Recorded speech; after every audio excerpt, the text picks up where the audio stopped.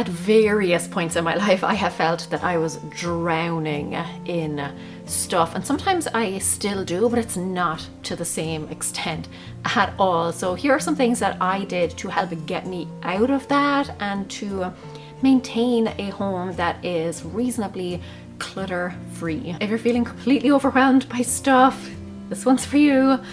Let's go. Hey, how's it going? It's Laura. I have 5 tips to share with you, and they kind of range from, I don't want to say the easiest, but from the one that you should kind of like first put in place all the way through to the last resort one. Like, this is only to be used in case of emergency, like break glass in case of clutter emergency. It is incredibly effective, but this first one, you're going to see a huge payoff with this. This is probably where I would always start, unless you have got like things have completely got out of hand. But this is when you are kind of just starting to feel like stuff is getting on top of you. It is one of the best things that you can do for yourself when it comes to clutter. It's stemming the flow. I talk about this all the time. I cannot overemphasize how important this is, and the reason I'm down here at my paperwork is because this is kind of like one of the big places where this is effective, but it's cutting clutter off at the source. We all know that there is no point in decluttering if this stuff is just going to keep coming into our homes, and I think most of us can kind of empathize with the fact that paper is one of those things that continually comes into our homes, whether that be in the form of bills or junk mail or, you know, stuff that kids bring home from school, all of that sort of stuff. But cutting clutter off at the source, or stemming the flow, it's basically building a dam to hold back the flood of clutter. You are basically going to put systems in place, or you're going to do something like get yourself off junk mail lists that is going to ensure that this stuff is stopped in its tracks. You won't have to declutter stuff over and over again. The great thing about this is that it's going to save you so much time. Let me give you an example, okay? It's a really silly, simple one, but it will kind of highlight what I'm talking about. Let's say that you get a newsletter or something, like an email that comes into your inbox on a very regular basis, and you get it, you're not interested in it, you delete it. Guess what? Next week another one comes through, you delete it. It's going to keep coming through until you actually unsubscribe. And that's a kind of simple example, and you might think, well, you know, deleting an email doesn't actually take that much time, but over a lifetime it really does. Like, every time you have to deal with a piece of junk mail, all of that adds up, and there are so many different areas of our lives where we can save a few seconds here and there that will add up to not just time saved, but also a lot of frustration. And particularly with emails and junk mail and stuff like that, you may get something in that tempts you. You may get something that tempts you to buy more clutter. So it's not just saving you time, it's saving you hassle, it's saving you stress, it's saving you frustration, and it may potentially save you money and save a whole load more of clutter coming in. Because this is one of those things that you don't see like the immediate benefit of it, it's easy to ignore it. It's easy to say, well, I'll just go through all of my paperwork first and kind of like whittle down the paper mountain. But it's going to be very disheartening when you whittle all that down and you just have more and more and more coming in. So stemming the flow, while you won't get that like massive immediate effect, it's really the one that is going to have the biggest impact long term. Then you can declutter safe in the knowledge that when you get it down to a manageable amount, it's not going to simply pile back up again. Okay, here's one that I massively underestimated. Like, I underestimated how valuable this was, how beneficial it was. I underestimated the impact that this would have, and it is never leaving a room empty-handed. I always thought this was ridiculous because I was like, it's not going to make, like, my home is so cluttered that simply picking up one thing and bringing it to another room is not going to make a dent. But I'm telling you, it does. It's kind of like stemming the flow in the sense that it all adds up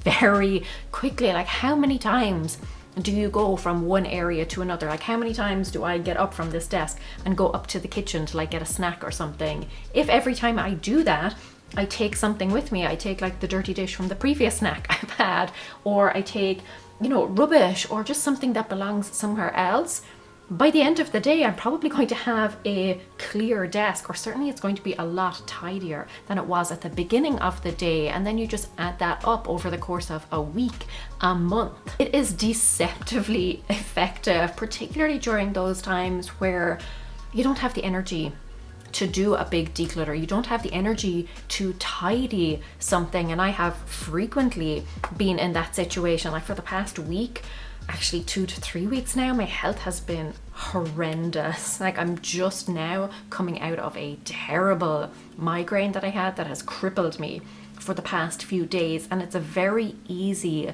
during those times. And I'm definitely by no means saying that, you know, keep working when you feel awful, but if you have those times when you're just kind of like low energy but you still want to have some sort of impact, or a time where things kind of feel like they're getting on top of you and you don't have the time to dedicate to a big declutter, this is something small and simple that can really make a big difference. Not only does it kind of slowly tidy up over time, but it also gets you into the habit of tidying. It gets you into that habit of looking around like, what can I take with me? And it really has a big impact. It's one of those small, simple things that you can do that really does add up. This next one is kind of something that I like developed myself over the years from all of the decluttering that I have done. And it is the wave method. It is taking things in waves and slowly but surely eroding away the massive cliff of clutter that you are faced with. It's a really kind of slow and steady approach, and you can do it particularly during those kind of random pockets of time that you have. So let's say an ad break comes on, or you're waiting for the microwave to ding, or you're standing in line somewhere even. There are lots of waves that you can get done during that time. So let me give you an example. You start off, basically your first wave is the easy wins. It's the low hanging fruit. It's all of the rubbish that has accumulated. So it's coming in, immediately getting rid of the stuff that you can easily get rid of. That is wave number one. And then progressively you move up so that things are a little bit more difficult, but you are strengthening your muscle and you are just chipping away. You are being relentless almost, but in a very kind of slow, methodical, consistent way. Like waves don't have to be incredibly powerful to make an impact. They just have to keep crashing against that cliff every so often, like every few seconds, every few minutes. Not that you have to do it that often, but you know, every few days or whatever, and making that impact, making that dent, making that difference. You start off with the easier stuff, then you move on to stuff that is slightly more difficult, but that you can still make a reasonably quick decision on. And over time, you just keep eroding and decluttering more and more. This is something that I kind of feel that sometimes this can be a lifelong thing. Like I feel like this is, you know, you can definitely do it on a particular project. Let's say you're cleaning out your garage or your basement or something, and it's one of those awful spaces, those awful projects.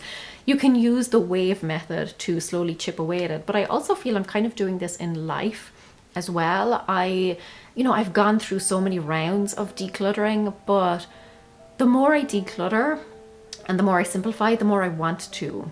So I've had spaces where I have decluttered and thought, okay, everything that's left is something that sparks joy, or everything that's left is something that I definitely want to keep.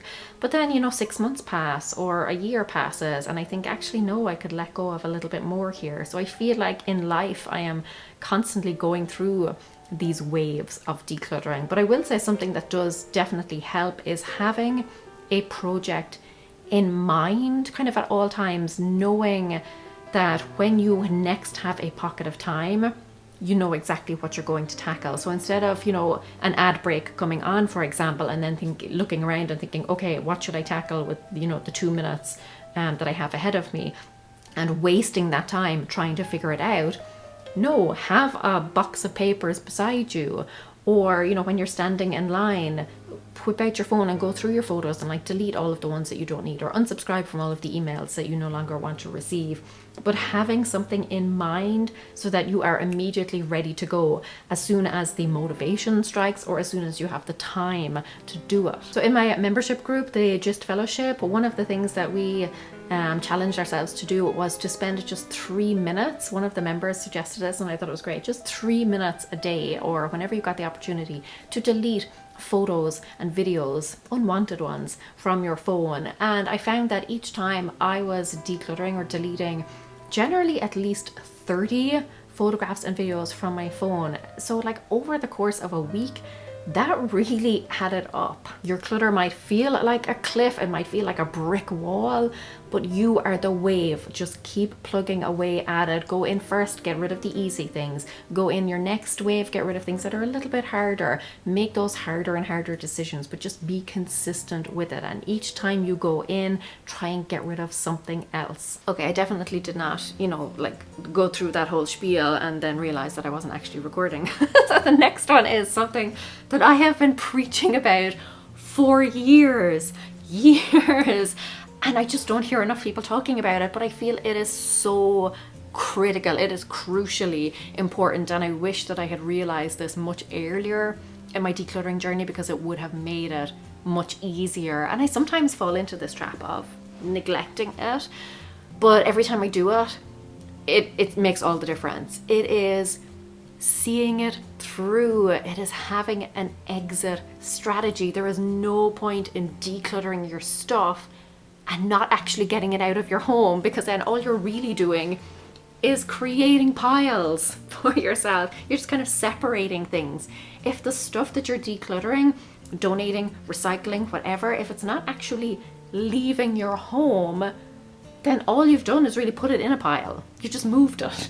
That's it. See the task through to the bitter end. It's difficult because for me, anytime I finish a decluttering job, and by finish I mean decide, like separate everything out, I'm usually tired, and that's fine, but I walk away then from the decluttering job and I just leave the stuff there, and it hasn't made an impact.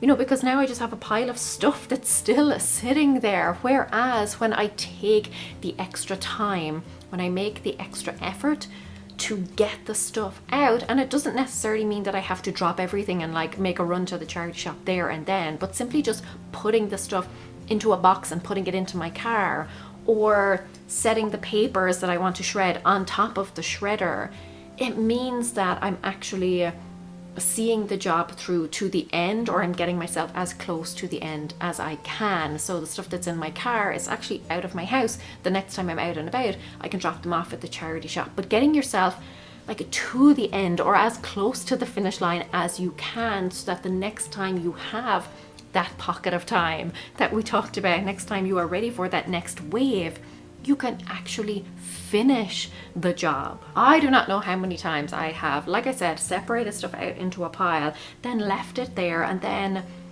days, weeks, maybe even months have gone by, and the stuff is still sitting there. Maybe it has started to kind of like reclutter, that it's spread out a little bit, and now I'm not sure. I've definitely done this before, where I have separated out like papers and stuff, and then come back and not remembered which pile is which, like which pile is the keep pile, which pile is the shred pile, which pile is the recycle pile. Like I'll have 4 or 5 different piles of paper. Will I remember what those piles were?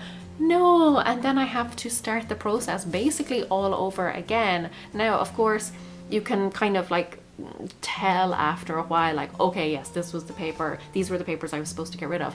But I've also found that they can just become jumbled up again.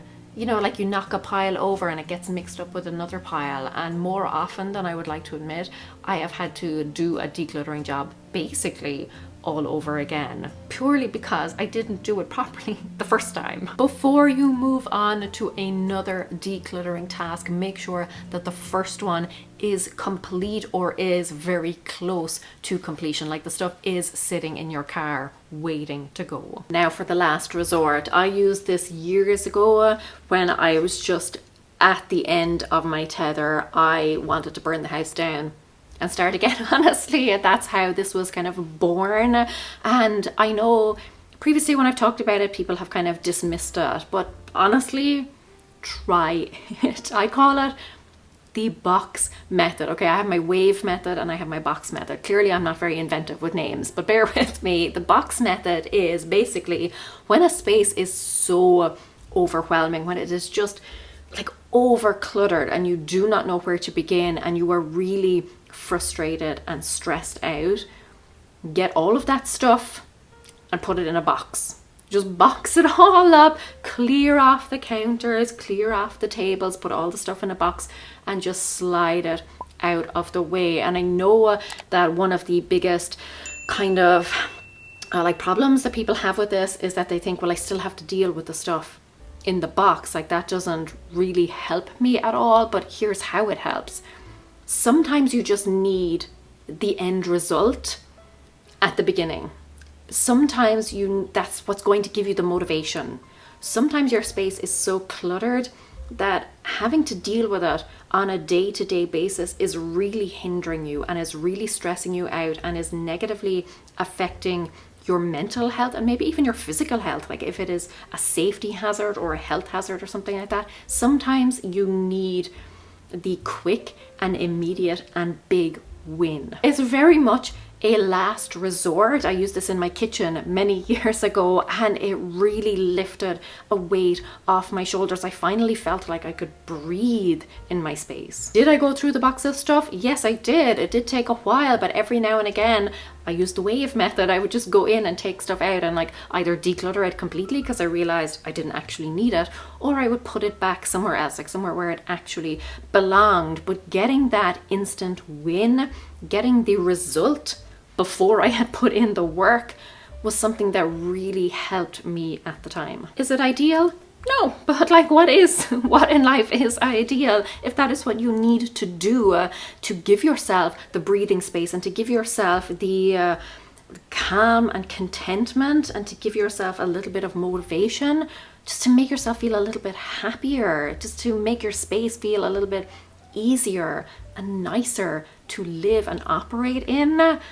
I think that is definitely worth it. Let me give you another little tip that is going to make decluttering not just less overwhelming, but also, dare I say, fun. And now before you scoff, like before you click off and you think, I don't think so, trust me on this, I have shared some fun decluttering games that you can play. I really enjoyed making this video and it really did seem to help a lot of people. So if you're thinking that it's a horrible, awful, painstaking job, let me change your mind. Life is to be enjoyed, and any way that we can get a little bit of extra fun out of it, I'm all in favor. So go check that one out, and until next time, go raibh míle maith agaibh, agus feici mé sibh go luath. Slán!